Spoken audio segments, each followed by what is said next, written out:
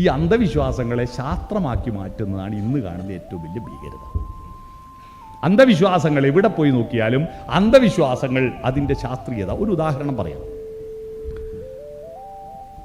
വടക്കോട്ട് തലവെച്ച് കിടക്കാവൂ, പണ്ടെല്ലാവരും പറഞ്ഞു വരുന്നത് അല്ലേ, വടക്കോട്ട് തലവെച്ച് കിടക്കരുത്. അതിൻ്റെ ശാസ്ത്രം പിന്നെ ധ്രുവനക്ഷത്രത്തെ കേന്ദ്രീകരിച്ചുകൊണ്ട് മാഗ്നറ്റിക് പവറാണ്.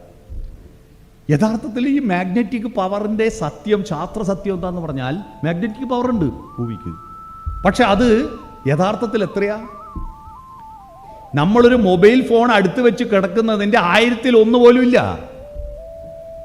1000 മൊബൈൽ ഫോണിൻ്റെ മാഗ്നറ്റിക് പവറിൻ്റെ 1001 പോലും വടക്കോട്ട് തലവെച്ച് കിടക്കുമ്പോൾ നമ്മളെ ബാധിക്കുന്നില്ല. എന്നിട്ടും നമ്മളത് ഭയങ്കര ശാസ്ത്രമാണെന്ന് ന്യായീകരിക്കുന്നു. മറ്റൊന്ന്, ഞങ്ങളുടെ നാട്ടിലൊക്കെ കുളിച്ചാൽ ആദ്യം എവിടെയാണ് വെള്ളം ഒഴിക്കേണ്ടതെന്നൊരു ഇപ്പം വലിയ തർക്കം നടക്കുക. ആദ്യം മേലിൽ വെള്ളം ഒഴിക്കുക, എന്നിട്ട് തലയിലേ ഒഴിക്കാവൂ. ആദ്യം തന്നെ തലയിൽ ഒഴിച്ചാൽ ഞരമ്പുകൾ ചുരുങ്ങിയിട്ട് പൊട്ടിയിട്ട് സ്ട്രോക്ക് വരുമെന്ന്. പണ്ടുള്ള ആളതാ പറഞ്ഞ് കുളിച്ചു കഴിഞ്ഞാൽ ആദ്യം പുറം തോർത്തുക, പിന്നെ മുഖം തോർത്തുക. അതിൻ്റെ സങ്കല്പം എന്താണെന്ന് പറയുക, ഈ പോതി ഭഗവതി ഡബിളാ. നമ്മൾ മലബാറിലെല്ലാം പോതി ഉണ്ടല്ലോ, ഡബിളാ. ജ്യേഷ്ഠത്തിയും അനുജത്തിയും ഉണ്ട്. ജ്യേഷ്ഠത്തി ജ്യേഷ്ഠയാ, കുരിപ്പ്, രോഗം വരുന്ന പൊട്ടി എന്നെല്ലാം പറഞ്ഞിട്ടില്ലേ, പൊട്ടിയാട്ട് എന്നുള്ള കേട്ടില്ലേ, പൊട്ടിയാണ്. അനുജത്തി ഐശ്വര്യ, ശീബോധിയ. അപ്പോൾ പണ്ടത്തെ ആളുകൾ കുളിച്ചാൽ ഈ ജ്യേഷ്ഠത്തി അനുജത്തിയും കുളിച്ച് വൃത്തിയിലടത്തെല്ലാം കയറിയിരിക്കും പോലും. ജ്യേഷ്ഠത്തി അനുജത്തിയും വരും. ആരാ മുന്നിൽ നടക്കുക? മൂത്തോള്. മുന്നിൽ നടക്കുക മൂത്തോളാ. അപ്പോൾ ആദ്യം തോർത്തുന്നിടത്ത് ജ്യേഷ്ഠത്തി കയറിയിരിക്കും, പിന്നെ തോർത്തുന്നിടത്ത് അനുജത്തി കയറിയിരിക്കും. അതുകൊണ്ട് ആദ്യം പുറം തോർത്തും, ജ്യേഷ്ഠനെ പുറത്താക്കി, എന്നിട്ട് മുഖം തോർത്തും, മുഖത്ത് ഐശ്വര്യം വരാൻ. ഇതാണ് ആ വിശ്വാസം. ആ വിശ്വാസത്തെ ഇപ്പം ശാസ്ത്രവൽക്കരിക്കുക. ആദ്യം നട്ടലിൻ്റെ വെള്ളൂപ്പണം, എന്നിട്ട് മുഖത്തിൻ്റെ വെള്ളൂപ്പാവും എന്നൊക്കെ പറഞ്ഞ് ഒരടിത്തറയും ഇല്ലാത്ത ഇത്തരത്തിൽ ഒരുപാട് കാര്യങ്ങൾ വിമാനം ഭരദ്വാജ മുനി ആയനിപ്പരപ്പിലാവുകൊണ്ടുണ്ടാക്കിയിരുന്നു. പ്ലാസ്റ്റിക് സർജറി ഗണപതിൻ്റെ തല. ആ സർജറി ഉണ്ടെങ്കിൽ, ആ സർജറി ഇവരെ പുരാണത്തിലുണ്ടെങ്കിൽ, നമ്മളൊരു കിഡ്നി മാറ്റി വെക്കാൻ ഒരു കിഡ്നി കിട്ടായിട്ട് എത്ര ആൾ പടക്കുന്നു. എത്ര പോത്തിനെയും പശുവിനെയും കൊല്ലുന്നുണ്ട്, അതിൻ്റെ കിഡ്നി മാറ്റി വെച്ചാൽ പോരെ? എന്നാൽ ഈ സാധനം ഉണ്ടെങ്കിൽ, ആനേൻ്റെ തല മനുഷ്യന് വെച്ചിക്കാനുള്ള സാങ്കേതിക വിദ്യ ഭാരതത്തിൽ പണ്ടുണ്ടായിരുന്നെങ്കിൽ അതിന് അന്വേഷിക്കാൻ വേണ്ടി ശാസ്ത്രം ഉണ്ടാക്കണ്ടേ? നിധി കണ്ടെത്താൻ വേണ്ടിയിട്ട് ഫണ്ട് നീക്കി വെച്ചു. മൻമോഹൻ സിംഗ് ഇന്ത്യക്ക് പ്രധാനമന്ത്രിയായിരിക്കും, നിങ്ങളറിയോ? ഒരു ജ്യോതിഷി പറഞ്ഞു ഉത്തർപ്രദേശിൽ ഒരു നിധിയുണ്ട്, 25,000 കോടി റുപ്യേൻ്റെ നിധിയുണ്ട്, കണ്ടെത്തുന്നു. അത് ഉണ്ടാക്കാൻ വേണ്ടി ഇന്ത്യ ഗവൺമെൻറ്റിലെ സകലമാന മനുഷ്യരും വോട്ട് ചെയ്യുന്ന ഇന്ത്യ ഗവൺമെൻറ്റിൻ്റെ പൈസ നീക്കി വെച്ചിട്ട് നിധിക്ക് ഖനനം നടത്തിയ വിഡ്ഢികളാണ് നമ്മുടെ രാജ്യത്ത്. ആലോചിച്ച് നോക്കുക, നിധിക്ക് ഖനനം നടത്തുന്നു. ഇത്തരത്തിൽ നമ്മുടെ അന്ധവിശ്വാസങ്ങൾക്ക് ശാസ്ത്രീയമായ പരിപ്രേക്ഷ്യമുണ്ടാക്കി അത് സത്യമാണെന്ന് ബോധ്യപ്പെടുത്താൻ വേണ്ടി നടത്തുന്ന അഭ്യാസങ്ങളാണിപ്പോൾ. അതിനാണ് നമ്മുടെ സോഷ്യൽ മീഡിയകളിൽ ഏറ്റവും കൂടുതൽ ഉള്ളത്. സോഷ്യൽ മീഡിയകളിൽ ഫേസ്ബുക്കിലും വാട്സപ്പിലും വരുന്ന വാട്സപ്പ് യൂണിവേഴ്സിറ്റിയാണല്ലോ ഇപ്പോൾ. എന്തെങ്കിലും ഒരു പുതിയ കാര്യം ആരെങ്കിലും പറഞ്ഞാൽ, ഇതാരാ എന്നോട് പറഞ്ഞ് വാട്സപ്പിലുണ്ട്. വാട്സപ്പിൽ ആരെയും വിഡ്ഢിയാക്കാൻ കഴിയുമെന്ന് വിഡ്ഢിയാക്കൽ, അതിനുവേണ്ടി മെനക്കെട്ട് ചില ആൾ നടക്കുന്നുണ്ട് കേട്ടോ. വിഡ്ഢിയാക്കാൻ വേണ്ടി തന്നെ ചില ആളുകൾ അതിന് ഈ ട്രോളന്മാരുണ്ടല്ലോ, വേറെ ഒരു പണിയെടുക്കാതെ ട്രോളാൻ മാത്രം മെനക്കെട്ട് കുറേ ആളുണ്ട്. അതുപോലെ വിഡ്ഢിയാക്കാൻ വേണ്ടി കുറേ ആൾ മെനക്കെട്ടിട്ടുണ്ട്. അത്തരത്തിൽ മെനക്കെടുന്നവരുടെ അടിമകളായിട്ട് നമ്മുടെ സമൂഹം മാറിക്കൊണ്ടിരിക്കുകയാണ്. അതിനെ പ്രതിരോധിക്കാൻ സോഷ്യൽ മീഡിയയിൽ അപൂർവം ചില ശാസ്ത്ര ചിന്തകർ ഈ വിഡ്ഢിത്വങ്ങളെ ചോദ്യം ചെയ്യുന്ന രീതിയിൽ ശാസ്ത്രചിന്തകർ യഥാർത്ഥത്തിൽ അതല്ല. ഇപ്പോൾ എന്താന്ന് പറഞ്ഞാൽ AI വന്നതോടുകൂടി മരിച്ചുപോയ നെടുമുടി വേണു ഇന്ത്യൻ 2 സിനിമയിൽ അഭിനയിച്ച കാലല്ലേ? മരണപ്പെട്ടു പോയ നെടുമുടി വേണുവാണ് ഇന്ത്യൻ 2 സിനിമയിൽ അദ്ദേഹത്തിൻ്റെ ഭാഗം 2ാമത്തെ പാർട്ടിൽ അഭിനയിച്ചത്. അതുപോലെ എന്തും യഥാർത്ഥമാക്കി വരുത്തി തീർക്കാനുള്ള ശ്രമം നമ്മുടെ ആധുനിക ടെക്നോളജിയിലുണ്ട്. അതിനെ വിശ്വസിക്കുന്ന കുറേ, കാരണം അത് വിശ്വസിക്കാവോ ഇത് വിശ്വസിക്കാലോ. ഒരു മനുഷ്യന് 10 തലയുണ്ടായിരുന്നു എന്ന് വിശ്വസിക്കുന്നവർക്ക് ഇത് വിശ്വസിച്ചൂടെ? അത്തരത്തിൽ അന്ധവിശ്വാസികളുടെ എണ്ണം നമ്മുടെ രാജ്യത്ത് കുറയുന്നോ കൂടുന്നോ?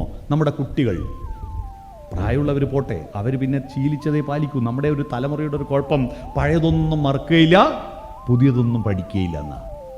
പഴയതൊന്നും മറക്കില്ല, പുതിയതൊന്നും പഠിക്കില്ല. നമ്മുടെ കുട്ടികളോ? നമ്മുടെ കുട്ടികൾ ഇന്ത്യൻ ഭരണകൂടത്തിൻ്റെ സ്വഭാവത്തിലേക്ക് നമ്മുടെ കുട്ടികൾ മാറുക. ഇന്ത്യൻ ഭരണകൂടം എന്താ? ഇന്ത്യൻ ഭരണകൂടത്തിൻ്റെ സ്വഭാവം ഒന്ന്, നമ്മൾ ഉച്ചാടനം ചെയ്ത വിശ്വാസങ്ങളെ മുതലെടുത്ത് രാഷ്ട്രീയത്തിൽ കയറുക. ഒന്ന്, അതുകൊണ്ട് മാത്രം വാജ്പേയിക്ക് ഭരിക്കാൻ പറ്റിയില്ല.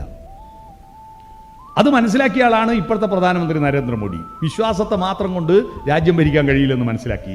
അതിനോട് വിശ്വാസം പ്ലസ് കോർപ്പറേറ്റ് മൂലധനം, മനസ്സിലായത്? വിശ്വാസവും കോർപ്പറേറ്റ് മൂലധനവും കൂടി ചേർന്നിട്ടാണ് ഇപ്പോഴത്തെ ഭരണകൂടം. നമ്മുടെ കുട്ടികൾ അങ്ങനെയാണ്. ഒരു ഭാഗത്ത് വിശ്വാസം, കണ്ണും പൊട്ടി വിശ്വാസം, മറുഭാഗത്ത് ആധുനിക ടെക്നോളജിയുടെ പണത്തിൻ്റെ സ്വാധീനം ഉപയോഗിക്കുക. അങ്ങനെ ഉപയോഗിച്ചുകൊണ്ട് ഈ വിശ്വാസികളായ കുട്ടികളാണ്. നിങ്ങൾ ആലോചിച്ച് നോക്കുക, ഇപ്പോൾ അടുത്തിറങ്ങിയ ആവേശ സിനിമയിലെ പാട്ടുപാടി തുള്ളുന്ന കുട്ടികളെല്ലാം വിശ്വാസികളാണ്. കട്ട ചോര കൊണ്ട് ജ്യൂസ് അടിച്ച് സോഡാ സർബത്ത് കുടിക്കാമെന്ന് പറഞ്ഞ് പാടുന്ന കുട്ടികളുണ്ടല്ലോ. ഒരു രാക്ഷസന്മാരും കുടിച്ചിട്ടുണ്ടാവില്ല അത്. കട്ട ചോര കൊണ്ട് ജ്യൂസ് അടിച്ച് സോഡാ സർബത്ത് ഒരു രാക്ഷസന്മാരും ഒരു അസുരന്മാരും കുടിച്ചായിട്ട് നമ്മളെ പുരാണത്തിൽ പിടിയില്ല. ചോര കുടിക്കും, പക്ഷേ ജ്യൂസ് അടിച്ചിട്ട് സോഡാ സർബത്ത് അടിച്ചിട്ടുണ്ടാവില്ല. അത് പാടുന്ന കുട്ടികളെല്ലാം മറുഭാഗത്തെ വിശ്വാസികളാണ്. അവരാണെങ്കിൽ പാരായണം എന്ന് പറയുന്ന ഈ പുരാണത്തിൻ്റെ സൗന്ദര്യാത്മകമായ ഒരു ഭാഗമുണ്ടല്ലോ. പുതിയ ആധുനിക വിശ്വാസികൾ ഒന്നും തന്നെ പുരാണത്തിൻ്റെ സൗന്ദര്യാത്മകമായ ഭാഗം ഒട്ടുമേ അങ്ങോട്ട് പ്രവേശിക്കുന്നില്ല.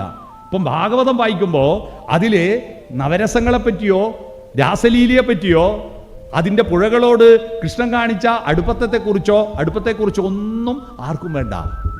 വേണ്ടത് കംസനെ കൊന്നതിനെക്കുറിച്ച്, ശിശുപാലിനെ കൊന്നതിനെക്കുറിച്ച്, അല്ലേ, കൗരവ രാജസഭയിൽ സിംഹാസനം ഉണ്ടാക്കിയതിനെ പറ്റി, ഇതൊക്കെയാ. എന്ന് പറഞ്ഞാൽ മാജിക്കുകാരനായ ദൈവത്തെ മാത്രമേ ആളുകൾക്ക് വേണ്ടൂ, അല്ലാതെ സൗന്ദര്യ പൂജ. ഈ ഭക്തന്മാരിൽ ഒരാളും തന്നെ രഘുവംശമോ കുമാരസംഭവമോ വായിച്ചിട്ടില്ല. ഞാൻ കഴിഞ്ഞ 2 മാസം മുമ്പ് ദുബായിൽ പോയി. അവിടെ വിവിധ രാജ്യക്കാരിങ്ങനെ ഇരിക്കുമ്പോൾ അവർ കേരളത്തിൽ വന്നിട്ട് പോയ ഒരാൾ പറഞ്ഞത്, കേരളം, അയാൾ മലയാളി എന്ന് പറഞ്ഞപ്പോൾ കേരളത്തിലുള്ള പ്രത്യേകത 2 എണ്ണാന്ന് അയാളെ ആഗ്രഹിച്ചു. ഒന്ന്, കഥകളി ഉണ്ടല്ലോ, ഇവിടെ കഥകളിയുണ്ട്. 2, വായനക്കായിട്ട് 1 മാസം നീക്കി വെച്ചിട്ടുണ്ട്. പുസ്തകം വായിക്കാൻ വേണ്ടി ലോകത്തൊരിടത്തും 1 മാസം ഇങ്ങനെ നീക്കി വെക്കുന്നില്ല. കർക്കിടക മാസം പള്ളിയിലെ കാര്യം അള്ളാഹ്ക്കറിയാന്നൊരു നാടൻ ചൊല്ലുണ്ട് എൻ്റെ നാട്ടിൽ. അതുപോലെ നമ്മളെ കാര്യം നമുക്കറിയാലോ. കർക്കിടകം 31-ാം തീയതി ഇത്യധ്യാത്മരാമായണേ ഉമാമഹേശ്വര സംവാദേ യുദ്ധകാന്ഡം സമാപ്തം. കൂട്ടിക്കഴിഞ്ഞാൽ പിന്നെ ബാക്കി 11 മാസം ഒരക്ഷരം വായിക്കാത്തവരാണ് ഈ വിശ്വാസികളിൽ 98% ഉറപ്പാണ്. ഒന്നും വായിക്കില്ല. ഇതാണെങ്കിൽ വായിച്ചാൽ അതിൻ്റെ ഒരു സൗന്ദര്യാത്മകമായ തലത്തെപ്പറ്റി നമ്മൾ എവിടെയെങ്കിലും സംസാരിക്കുമ്പോൾ ഇല്ലേ, അതൊന്നും അവരുടെ ശ്രദ്ധയിൽ പോലും പെട്ടിട്ടില്ല. രാമായണത്തിലും മഹാഭാരതത്തിലൊക്കെയുള്ള അതിൻ്റെ ആർദ്രതയുടെയും സൗന്ദര്യത്തിൻ്റെയും കാര്യങ്ങളൊന്നും ഇവർക്ക് വേണ്ട. അതിൻ്റെ കാവ്യാത്മകമായ പരിപ്രേക്ഷ്യം വേണ്ട. അവരൊന്നും തന്നെ ഒരു കഥയും കവിതയും വായിക്കാറില്ല. ആധുനിക കാലത്തുള്ള ഒരു കവിതയും വായിക്കാറില്ല, കഥയും വായിക്കാറില്ല. പണ്ടത്തെ ഈ ജപം മാത്രമാണ് വായിക്കുക, മന്ത്രങ്ങൾ മാത്രമാണ് വായിക്കുക. അത്തരത്തിൽ നമ്മളിപ്പോൾ കോവിഡാനന്തര കേരളത്തിൽ ആധുനിക തലമുറ ഏറ്റവും കൂടുതൽ നമ്മുടെ തെരുവുകളിൽ തുറന്നത് ബുക്ക് സ്റ്റാളുകളല്ല, ഹോട്ടലുകളാണ്. ശ്രദ്ധിച്ചോ? കോവിഡിന് ശേഷം നമ്മുടെ തെരുവുകളിൽ ഏറ്റവും കൂടുതൽ തുറക്കപ്പെട്ടത് പാതയോരത്തെല്ലാം പുതിയ ഹോട്ടലുകളാണ്. ബുക്ക് സ്റ്റാളുകളിലോ നമ്മൾ ലൈബ്രറി കൗൺസിൽ വലിയ വർത്തമാനമൊക്കെ പറയും. കോടിക്കണക്കിന് രൂപേൻ്റെ പുസ്തകമൊക്കെ വിൽക്കുന്നുണ്ട്. പക്ഷേ പലതും അലമാരയിൽ അന്ത്യവിശ്രമം കൊള്ളുക. വായിക്കുന്നതാണെങ്കിലോ അധികം ആളും വായിക്കുന്നത് ചവറുകളാണ്. കാരണം എല്ലാവരും ഗ്രന്ഥകർത്താക്കളായല്ലോ. ഇപ്പോൾ ആരും എഡിറ്റ് ചെയ്യാൻ ആരുമില്ലല്ലോ. ഞാനൊന്ന് എഴുതിയാൽ ഞാൻ തന്നെ അത് അച്ചടിച്ച് പ്രസിദ്ധീകരിക്കും. എന്നിട്ട് നല്ല വായനക്കാരുടെ അടുത്ത് കൊണ്ടുപോയിട്ട് ഇത് വായിച്ചിട്ട് അയച്ചുകൊണ്ട് അഭിപ്രായം പറയണമെന്ന് പറയൂ. നല്ല വായനക്കാരെല്ലാം ചവറ് വായിച്ചിട്ട് നല്ലത് വായിക്കാൻ സമയമില്ലാത്ത കഷ്ടപ്പെടുക ഇപ്പോൾ. കാരണം ഇവർ വലിയ അരുന്ധതി റോയിനെ നമ്മൾ കാണൂലല്ലോ. പക്ഷെ നാട്ടുകാരനൊരു പുസ്തകം കൊണ്ട് തന്നാൽ അവൻ ചോദിക്കൂല്ലേ വായിച്ചോന്ന്. അരുന്ധതി റോയ് നമ്മളോട് ചോദിക്കൂല്ല എന്നാൽ വായിച്ചോന്ന് ചോദിക്കൂല. അതുകൊണ്ട് ഇവൻ്റെ ശല്യം ഒഴിവാക്കാൻ വേണ്ടിയിട്ട് ഇത് വായിച്ചു തീരുമ്പോൾ അടുത്ത വേറെ വരും. ഇങ്ങനെ നല്ല വായനക്കാർ മുഴുവൻ ചവറുകൾ വായിക്കുന്ന ഒരു കാലഘട്ടത്തിലാണ് നമ്മൾ ജീവിക്കുന്നത്. ആ വായനയുടെ ബുദ്ധിയുടെ എക്സ്പ്ലോറേഷൻ എന്ന് പറയുന്നത് ഉപഭോഗ സംസ്കാരത്തിൻ്റെ ഭാഗമായി തടസ്സപ്പെട്ടിരിക്കുകയാണ്.